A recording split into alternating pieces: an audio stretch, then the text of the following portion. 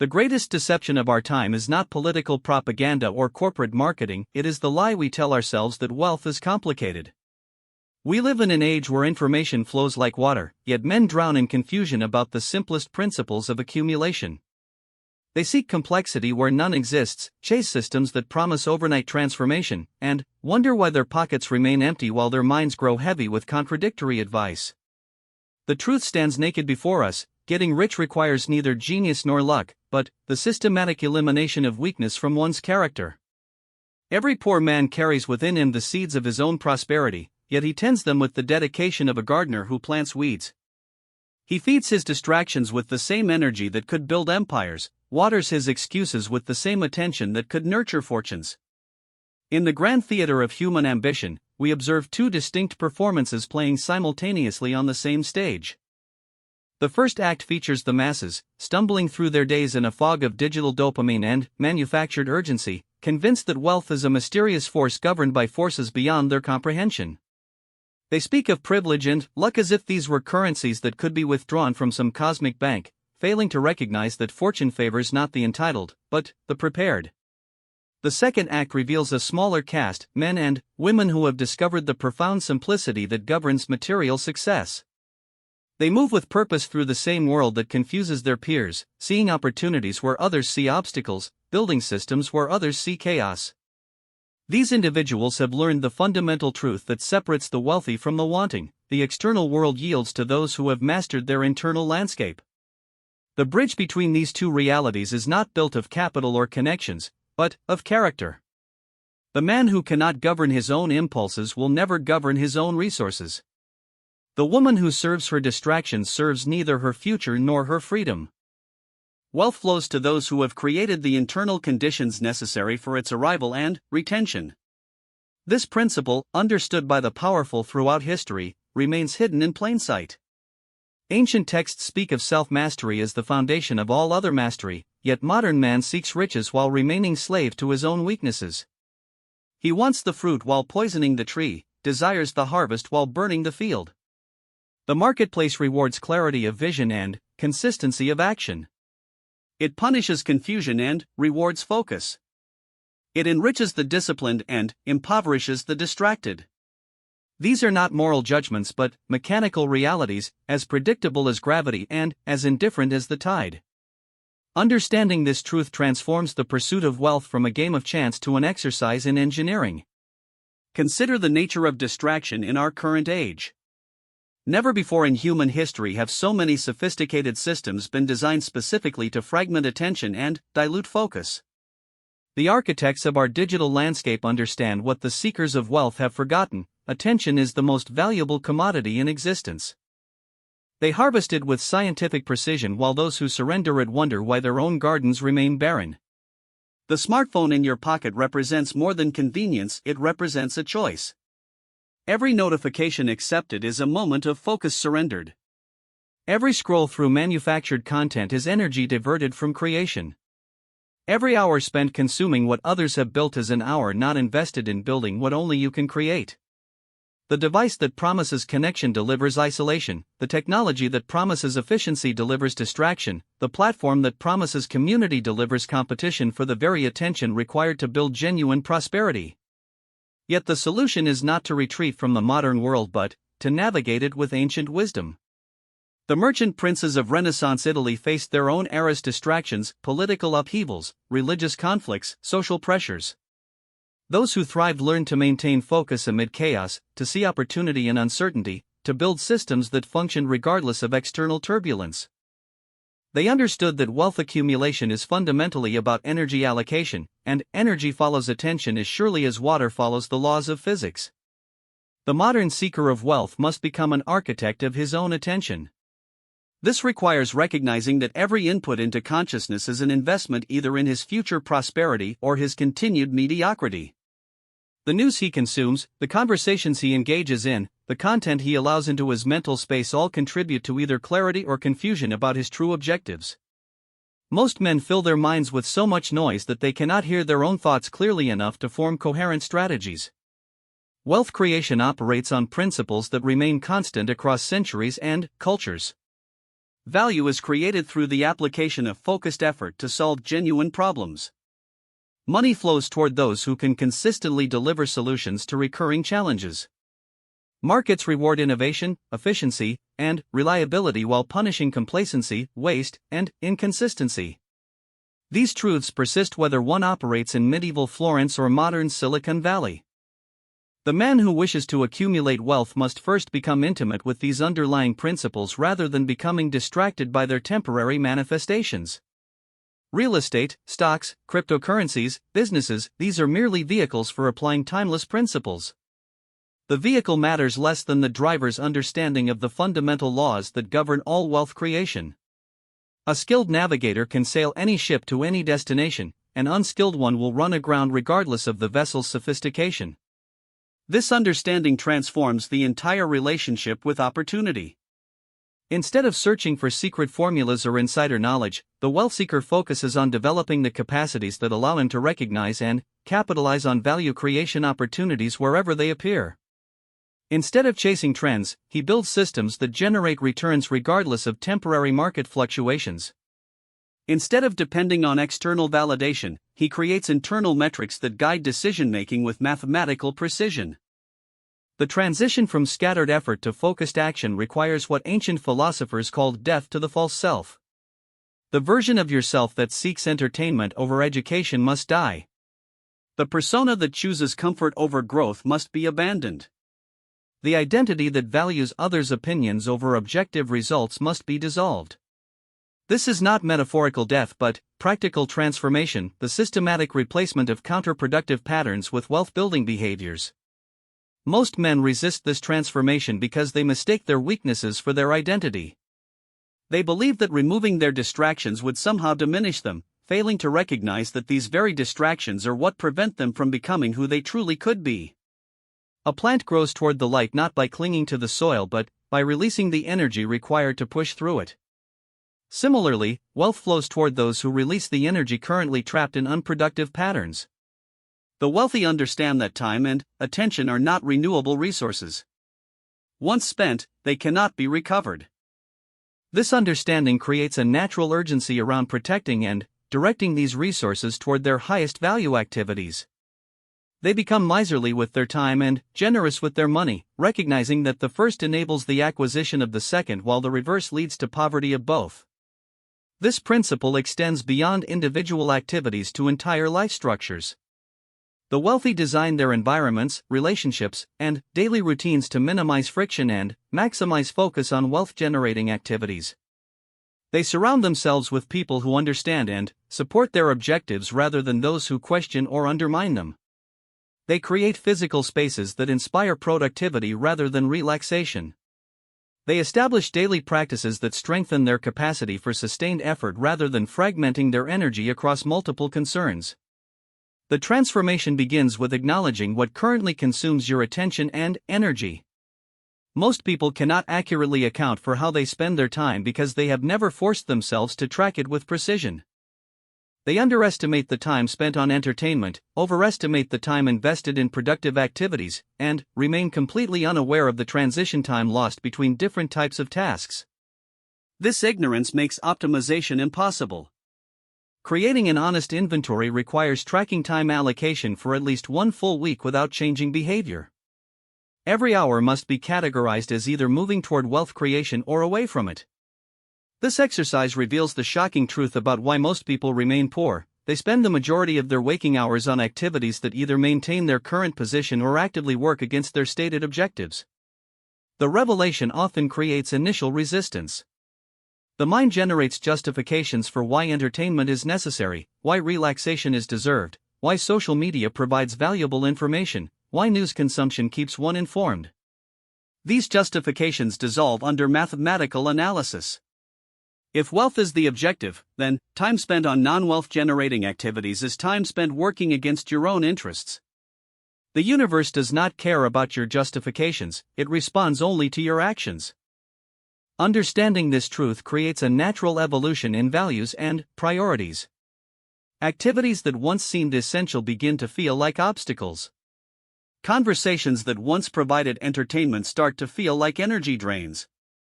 Content that once appeared informative reveals itself as distraction disguised as education. This shift in perception is not judgment but clarity, seeing things as they actually are rather than as you wish they were. The wealthy have learned to treat their attention like a precious resource under constant attack. They build walls around their focus through environmental design, schedule management, and social boundaries.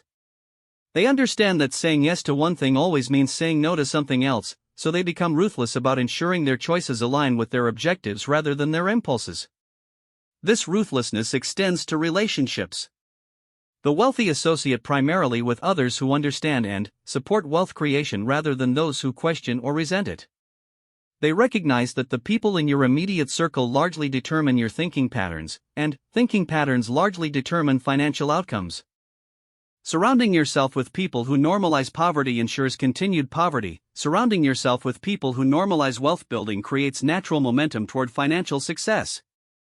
Yet the wealthy also understand that true strength comes not from avoiding weakness but from transforming it. The man who has never been tempted by distraction has not proven his focus, he has simply never tested it.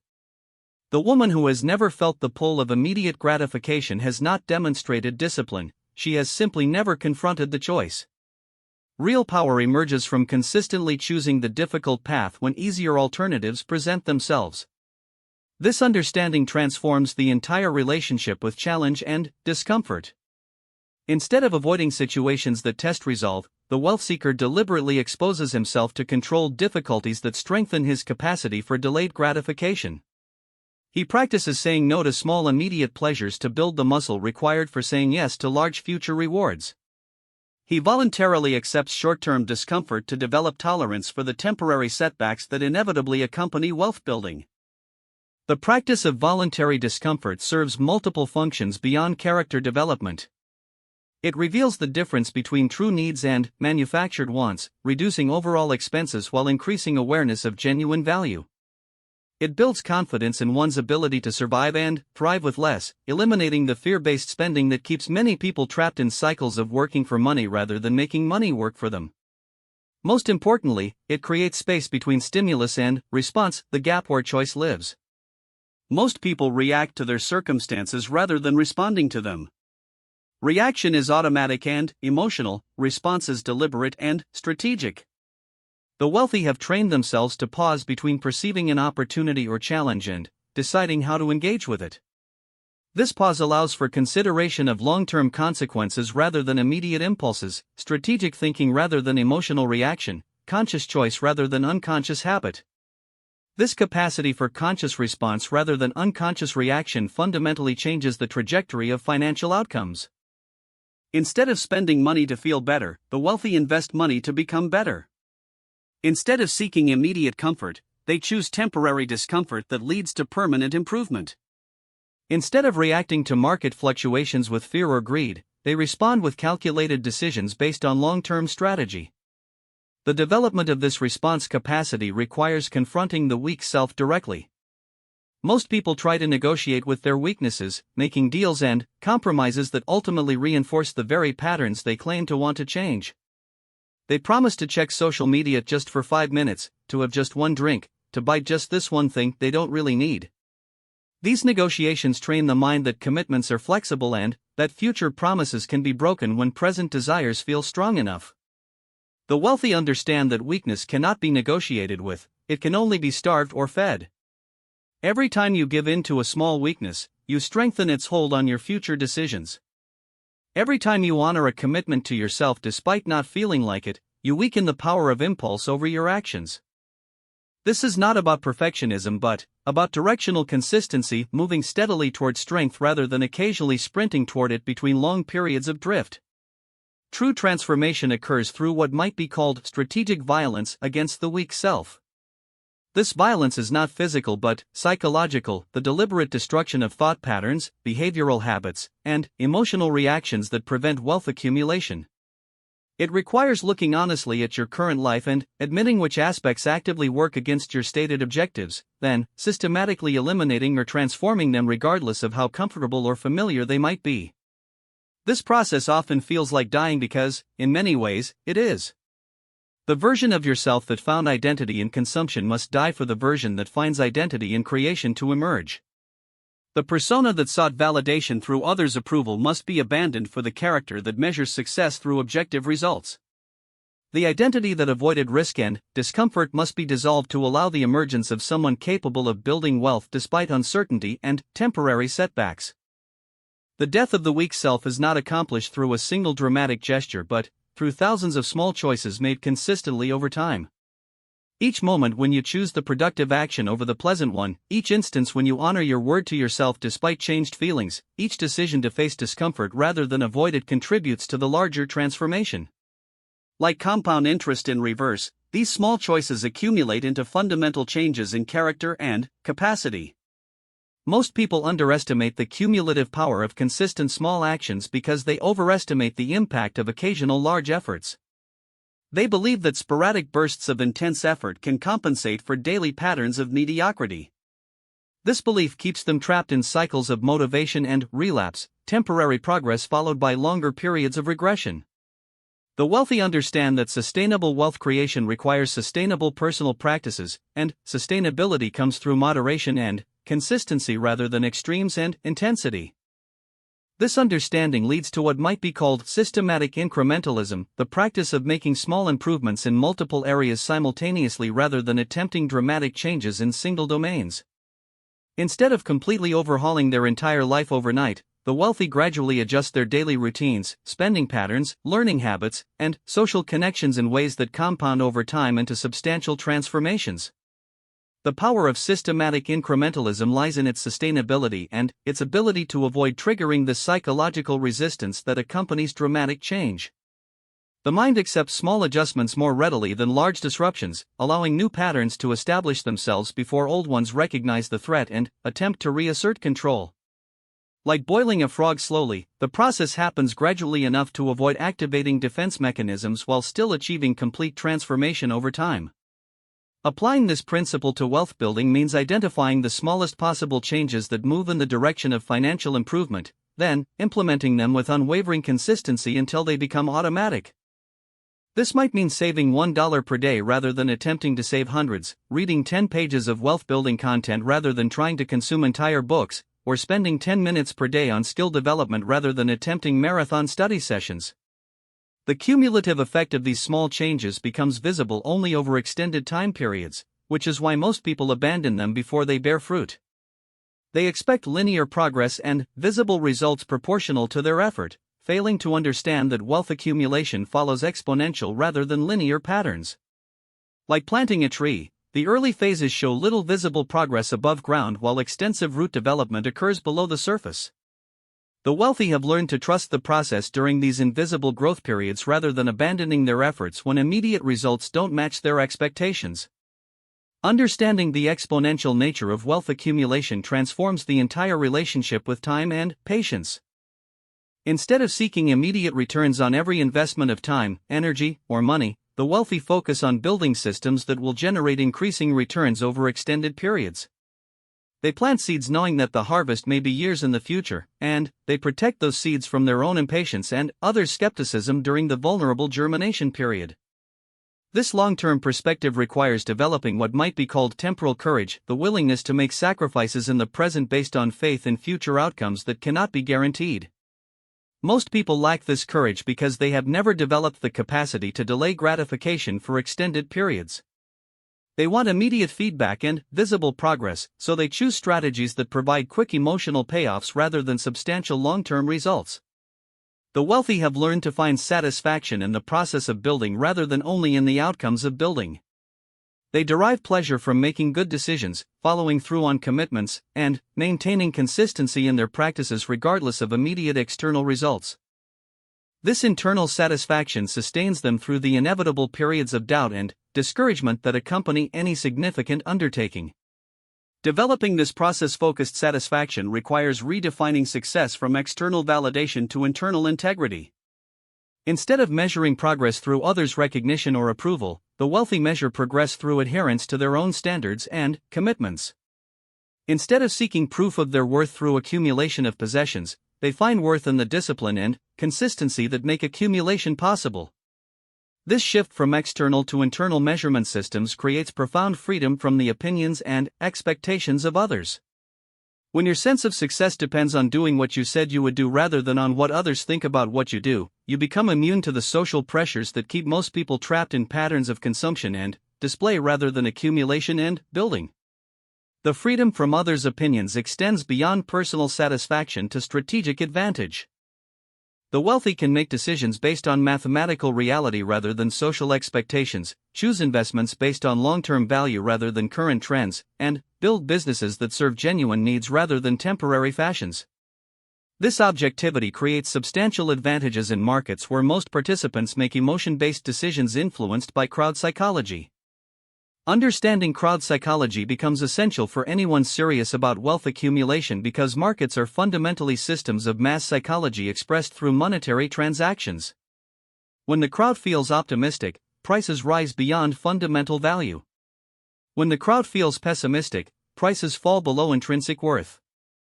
The wealthy position themselves to benefit from these emotional swings rather than being victimized by them. This requires developing what might be called emotional arbitrage, the ability to maintain rational perspective when others lose theirs, to see opportunity when others see catastrophe, to remain calm when others panic. Like any form of arbitrage, this requires having something available when others need it and being willing to wait for others to recognize value when they are currently blind to it. The development of emotional arbitrage begins with understanding your own psychological patterns and triggers. Most people react predictably to certain stimuli. They become excited when others are excited, fearful when others are fearful, greedy when opportunities appear abundant, and pessimistic when challenges seem overwhelming. These predictable reactions make them susceptible to manipulation by those who understand psychological triggers and know how to activate them for profit. The wealthy study their own reactions with the same intensity that they study market conditions because they recognize that internal psychology determines external results more than any other factor.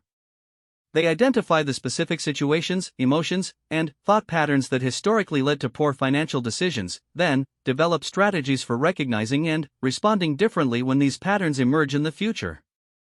This self-study reveals that most poor financial decisions stem from attempts to regulate emotions through money rather than using money as a tool for building wealth.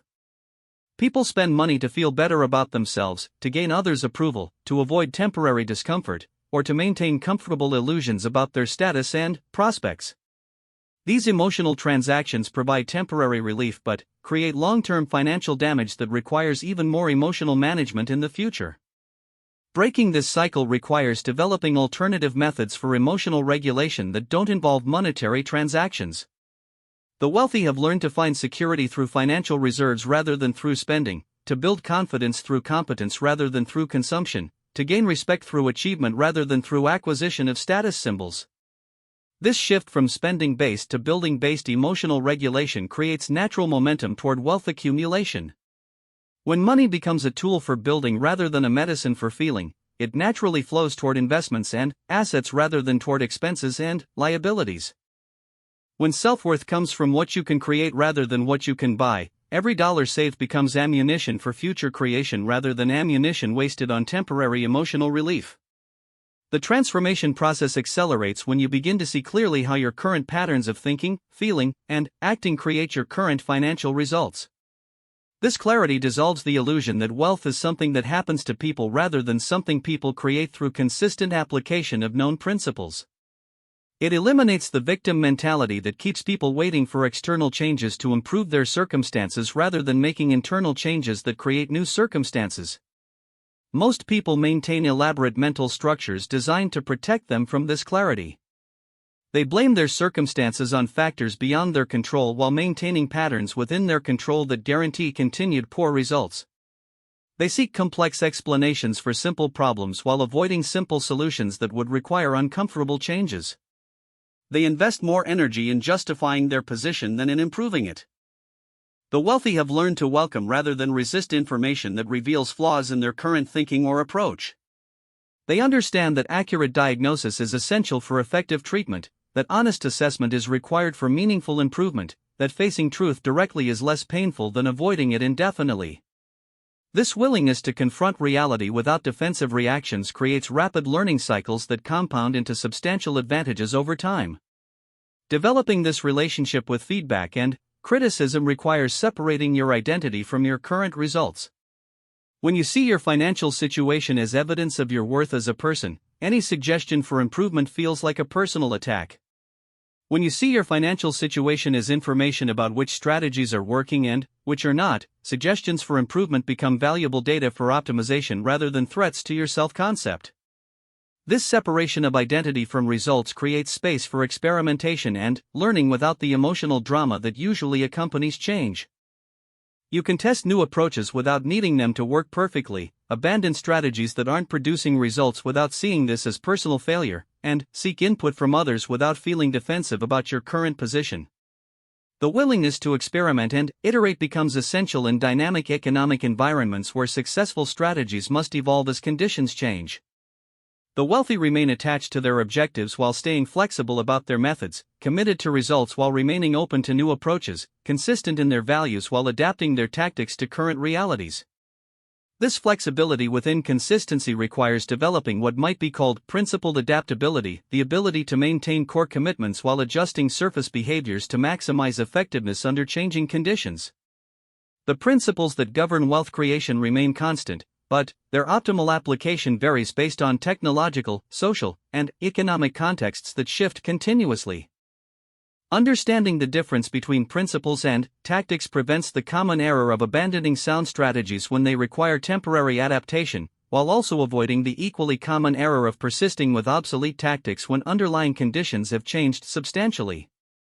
The wealthy focus on mastering principles that work across different contexts rather than memorizing tactics that work only under specific circumstances. This principle-based approach creates confidence and decisiveness in uncertain situations. When you understand the fundamental laws that govern wealth creation, you can evaluate new opportunities and challenges against these laws rather than needing to rely on others' opinions or past precedents. You become your own authority on financial decisions rather than needing constant external validation and guidance. The journey from external dependence to internal authority represents the final phase of transformation from weak self to strong self. The weak self seeks permission, validation, and instruction from others before taking action. The strong self takes responsibility for gathering relevant information, making decisions based on sound principles, and accepting consequences regardless of how others judge the choices made. This transition typically occurs gradually rather than suddenly, through accumulating evidence that your independent judgment produces better results than following others' guidance. Each successful decision made against popular opinion, each profitable investment that others questioned, each business strategy that worked despite skepticism from advisors builds confidence in your own analytical and decision-making capabilities. The development of independent judgment requires extensive study and practice, but not in the way most people imagine. Rather than seeking more information about specific investments or opportunities, the wealthy focus on understanding the deeper patterns that govern all economic activity. They study human psychology, organizational behavior, technological adoption cycles, and historical precedents for how wealth transfers between different groups under various conditions. This deeper understanding allows them to see beneath surface appearances to underlying dynamics that determine long-term outcomes. They can evaluate businesses based on fundamental value creation rather than current popularity, assess markets based on structural trends rather than temporary fluctuations, and make decisions based on mathematical probabilities rather than emotional reactions. The combination of principle-based thinking, emotional self-regulation, and independent judgment creates what might be called wealth magnetism, the natural attraction of financial opportunities to those who are prepared to recognize and capitalize on them. This is not mysticism but mathematics. Those who understand value creation principles and maintain the discipline necessary to apply them consistently will encounter and successfully execute more wealth-building opportunities than those who lack this understanding and discipline. The appearance of luck or privilege in wealth accumulation usually reflects this preparation meeting opportunity rather than random chance favoring certain individuals. The wealthy have trained themselves to recognize value where others see only confusion, to act decisively when others hesitate, and to persist through temporary setbacks that cause others to abandon profitable strategies prematurely. Understanding this dynamic transforms the entire relationship with economic opportunity from passive hope to active creation. Instead of waiting for opportunities to appear, the wealthy create conditions that generate opportunities naturally. Instead of competing with others for limited chances, they develop capabilities that reveal unlimited possibilities. Instead of being chosen by success, they choose success through systematic application of known principles. This choice to actively create wealth rather than passively hope for it requires accepting complete responsibility for financial outcomes regardless of external circumstances. The wealthy understand that while they cannot control all factors that influence their results, they can control their responses to these factors, and their responses ultimately determine their outcomes more than the factors themselves. This acceptance of responsibility eliminates the victim mentality that keeps people trapped in circumstances they claim to want to change. When you take full responsibility for your financial position, you also claim full authority to change it. When you blame external factors for your current situation, you surrender the power to improve it and remain dependent on changes beyond your control. The transition from victim to creator mindset often requires confronting deeply held beliefs about fairness, justice, and how the world should operate. The wealthy have learned to deal with the world as it is rather than as they wish it were, to work within existing systems rather than waiting for those systems to change, and to focus their energy on factors they can influence rather than factors they can only complain about. This pragmatic approach does not mean accepting injustice or abandoning ideals about how society should function. Rather, it means recognizing that building personal wealth creates resources and influence that can be applied toward positive change, while remaining poor eliminates both the capability and credibility necessary for meaningful social impact. The wealthy understand that financial success provides not just personal security but also the platform from which to address larger concerns about inequality, opportunity, and social justice. They build wealth not only for personal benefit but also to gain the resources and influence required to contribute meaningfully to solutions for problems that concern them. This understanding transforms wealth building from a selfish pursuit to a form of social responsibility.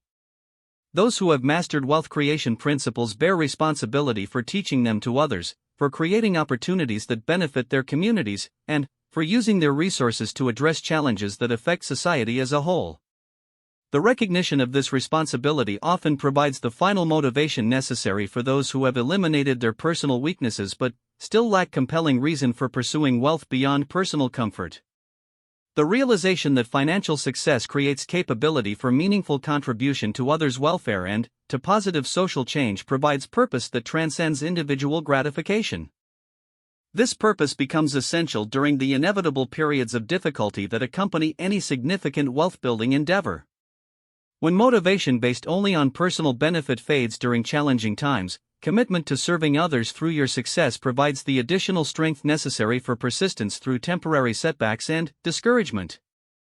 The man who destroys his weak self in service of creating wealth for broader positive impact becomes truly indestructible because his mission extends beyond his personal comfort or convenience. Others may question his methods, challenge his decisions, or attempt to discourage his efforts, but they cannot destroy his fundamental commitment to creating value that benefits himself and others simultaneously. This indestructibility comes not from avoiding criticism or challenge but from having aligned personal success with service to others in ways that make both more likely to occur. When your wealth building creates value for others, market forces naturally support your efforts. When your success contributes to others' opportunities, social forces align with rather than against your objectives. When your strength serves purposes beyond your own ego, you become immune to the attacks that typically undermine those who pursue wealth for purely selfish reasons. The final transformation occurs when the pursuit of wealth becomes effortless because it aligns completely with your deepest values and highest aspirations. At this stage, the practices that once required discipline become natural expressions of who you have become. The choices that once required willpower become automatic responses to circumstances. The sacrifices that once felt difficult become easy decisions made in service of outcomes you value more than the comfort you surrender. This effortless pursuit does not mean the absence of challenge or difficulty, but rather the presence of such strong internal motivation that external obstacles feel like interesting problems to solve rather than reasons to abandon the mission. The wealthy at this level have transcended the need for external motivation because they have found internal reasons for persistence that cannot be shaken by temporary circumstances.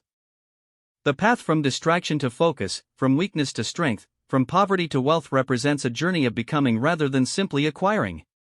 Those who complete this journey discover that the wealth they accumulate is merely the external expression of the internal transformation they have undergone. The real treasure is not the money but the person they have become in the process of earning it. Yet this person, once created, cannot be destroyed by others because he has already destroyed the version of himself that was vulnerable to external manipulation and control. Having conquered his own weaknesses, he becomes immune to attacks that exploit weakness in others. Having mastered his own motivations, he cannot be controlled through the emotional triggers that govern those who remain slaves to their impulses. The man who has traveled this path becomes a force of nature in the economic realm, focused where others are scattered, patient where others are urgent, confident where others are anxious, creative where others are reactive. He builds wealth not through superior intelligence or privileged information, but through superior character and disciplined application of principles that remain available to anyone willing to pay the price of transformation.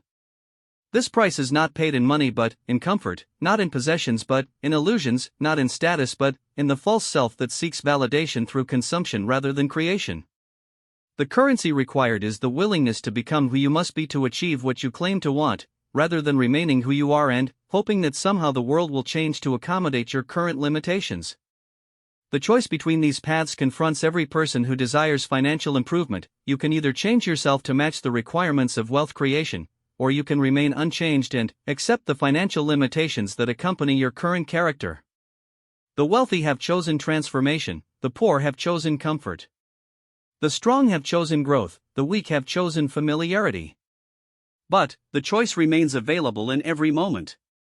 Each decision to honor your commitment despite not feeling like it moves you toward strength.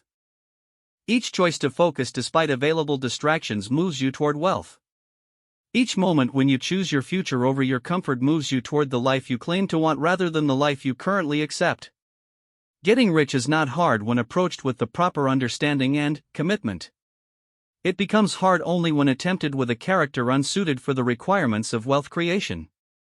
The solution is not to find easier methods for accumulating money, but to develop the internal qualities that make money accumulation natural and inevitable. The man who destroys his weak self destroys the only part of himself that could be destroyed by others.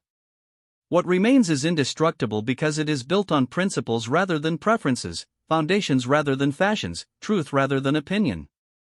This indestructible core creates wealth as naturally as a tree creates fruit, not through struggle but through growth, not through force but through function, not through fighting the world but through understanding and working with the laws that govern prosperity in all times and places. The distraction ends when the decision to focus becomes stronger than the habit of drift. The weakness ends when the commitment to strength becomes more compelling than the comfort of remaining small. The poverty ends when the discipline required for wealth becomes more attractive than the convenience of financial mediocrity. These transitions happen not through dramatic transformation but through the accumulation of small choices made consistently in service of clear objectives. The wealthy are not different species of human but the same species developed through different choices repeated over extended time. Their secret is not secret knowledge but knowledge applied with uncommon consistency in service of well-defined outcomes. The path lies open before every person who reads these words. The principles work regardless of starting point, background, or current circumstances. The only question that matters is whether you possess sufficient commitment to your future prosperity to begin making the choices today that will create the results you want tomorrow. The man who can answer this question honestly and act accordingly will find that getting rich truly is not hard, it is simply the natural result of becoming the type of person who creates wealth through disciplined application of proven principles over sufficient time. The one who cannot answer honestly will continue to find wealth elusive, not because the principles are complex, but because the character required to apply them remains undeveloped. The choice, as always, belongs to you. The principles await your application. The future responds to your decisions. The only question is whether you will join the ranks of those who have discovered the profound simplicity that governs material success, or remain among those who continue to seek complexity in what is fundamentally simple. Time moves forward regardless of your decision. The market rewards value creation regardless of your participation. Wealth accumulates for those who understand these truths regardless of whether you choose to join them. The only variable is whether you will be among those who benefit from understanding these realities or continue to struggle against them. The weak self seeks permission to remain weak. The strong self seeks only the truth about what works and the discipline to apply it consistently. One path leads to continued limitation, the other leads to unlimited possibility. Both paths are available, both are traveled by millions of people every day. The difference is not in availability but in choice. Choose wisely. Choose now. Choose with full understanding that your choice will determine not only your financial future but also who you become in the process of creating it. The world needs more people who have discovered these truths and applied them successfully. Your success serves not only yourself but also those who will benefit from the value you create and the example you provide. Getting rich is not hard. It is simply different from what most people do. The difference is available to anyone willing to make it. The question is whether you are willing to become different enough to make the difference that creates wealth rather than remaining the same and hoping somehow to achieve different results. The answer to this question determines everything else. Choose with the understanding that your future prosperity depends not on external circumstances changing in your favor, but on you changing in ways that favor prosperity regardless of external circumstances. This is the path of true wealth creation, and it remains open to all who possess the wisdom to walk it and the strength to continue walking when the path becomes difficult. The journey begins with a single step, but it culminates in transformation so complete that the person who arrives at wealth is fundamentally different from the one who began the journey. This transformation is the real treasure, and it cannot be taken away by any external force because it has become part of who you are rather than something you merely possess. Become this person, and wealth becomes inevitable. Remain as you are, and it remains elusive. The choice, the power, and the responsibility all belong to you. Use them wisely, and discover that everything you thought was complex about wealth creation was simply the result of approaching it with insufficient understanding and inadequate character development. The truth is simple: build the person, and the wealth follows naturally. This is the secret that has never been secret, the method that has never been hidden, the path that remains available to all who possess the wisdom to see it and the strength to walk it consistently over time. Your journey begins now, with whatever choice you make next. Choose as if your future depends on it, because it does. Choose as if others' welfare depends on your success, because it does. Choose as if the world needs what only you can create when you become who you are capable of becoming, because it does. The path is clear. The principles are proven. The choice is yours.